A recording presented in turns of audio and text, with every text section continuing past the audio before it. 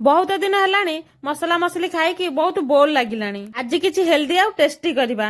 ଆପଣମାନେ ତ ପରିବା ସବୁ ଦେଖି ଜାଣି ସାରିବେଣି ଯେ ମୁଁ କଣ କରିବାକୁ ଯାଉଛି। ପରିବାର ହେଉଛି ଆମ ଜୀବନର ସବୁଠୁ ବଡ଼ ଧନ।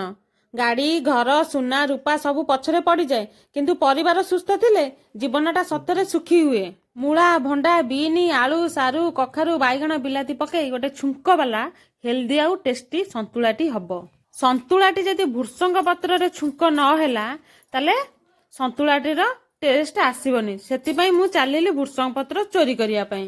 ମୁଁ ଆପଣମାନଙ୍କୁ ଗୋଟେ କଥା କହୁଛି, ଆପଣମାନେ ବର୍ଷା ଘରେ କହିବେନି ମୁଁ ତାଙ୍କ ଗଛରୁ ଭୃସଙ୍ଗ ପତ୍ର ଚୋରି କରି ଆଣିଛି ବୋଲି। ଆପଣମାନଙ୍କୁ କାହାକୁ ସନ୍ତୁଳା ଖାଇବାକୁ ଭଲ ଲାଗେ ମତେ କମେଣ୍ଟରେ ନିଶ୍ଚିନ୍ତ ଜଣେଇବେ। ଅଳ୍ପ ଟିକେ ତେଲ ପକେଇକି ସେଥିରେ ଜିରା ସୋରିଷ ଫୁଟଣ ଦେଇ ରସୁଣ କଞ୍ଚା ଲଙ୍କାକୁ ଛେଚି ଭୃସଙ୍ଗ ପତ୍ର ପକେଇ ପାଣି ସନ୍ତୁଳାଟାକୁ ପଘାରି ଦେଲି।